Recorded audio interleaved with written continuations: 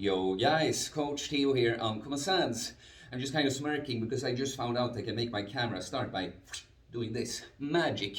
Today you're going to be with me when I'm warming up my wrists and tell you about counting calories. Should you count calories or not?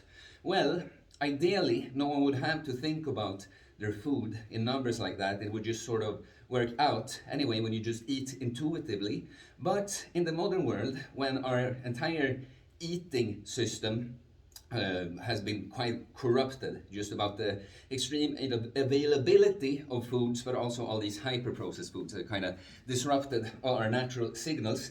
It's a very useful tool to get right. So, counting calories, the way I see it, is like many things, it shouldn't be a permanent thing.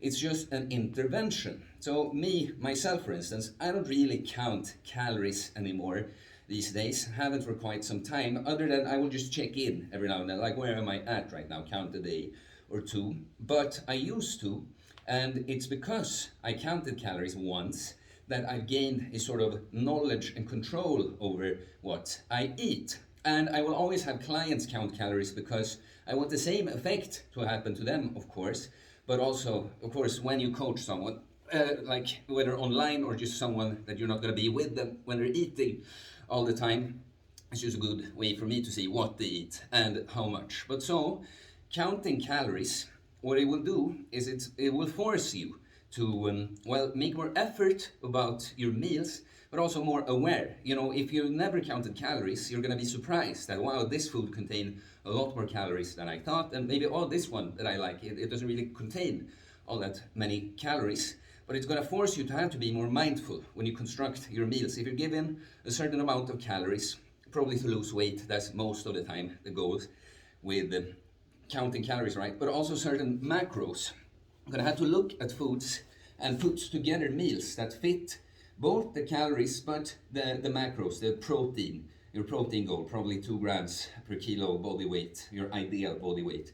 Maybe a third of your calories from fats and the rest from carbs. So you're going to have to think more about your meals. What will I put together to reach these numbers? And will force you to just look at labels of the food more, which you should be doing anyway, not just for the macronutrient content, but just what does this shit contain?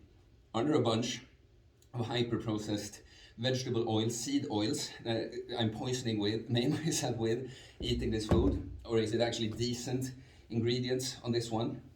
So, counting calories, it's a very, everything, the more and more you just get in tune with yourself and untangle yourself from this corruption I talked about, the less you will need these kinds of means. But even now, when I'm training now, of course, this particular thing, this is warm-up, I'm not really counting the reps, but always quantifying stuff just makes it more clear. I'm eating this number of food, and this is happening with the weight on my scale. If it isn't moving and I want to lose weight, well, then I have to reduce this number that I'm taking in until it's the number on the scale starts moving down. And of course, with the training, it's always, of course, some stuff maybe you can keep track of in your head, but that's something that I still track. All my training, all my workouts, except for warm-ups, of course, but the working sets, the actual training, always write down. And usually, because I'm so into my training, I will remember most, but sometimes you swap out an exercise here and there, and then when you come back, like, where was I at when I did this 1 month ago? You go back and look. So, just quantifying things helps a lot. And counting calories too. It's so, all the people that think they're going to get away. No, I will want to count calories. Well, do you want to be fat? Because that seems to be your choice when you're not counting calories.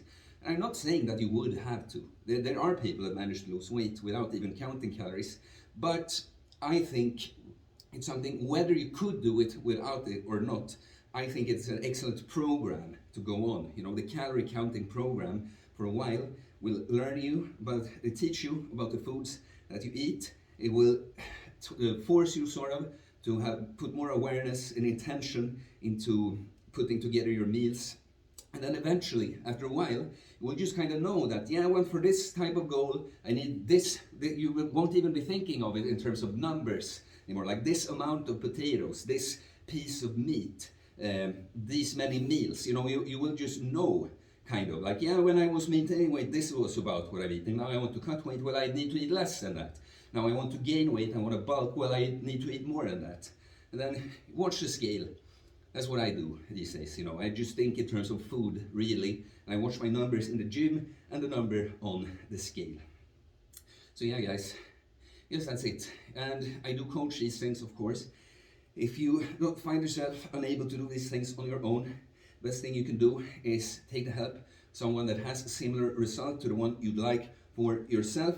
So you can send me a DM on Instagram or email me. I'll tell you about my different options for coaching. Please like and comment, it always helps more people see my videos, help more people find the channel, so it's very much appreciated. You can become a member, support me in that way too. And please subscribe for more content about fitness, fasting, losing weight, building muscle, self-improvement, stoicism, mental health, philosophy, spirituality, mindset. It is a mindset, guys.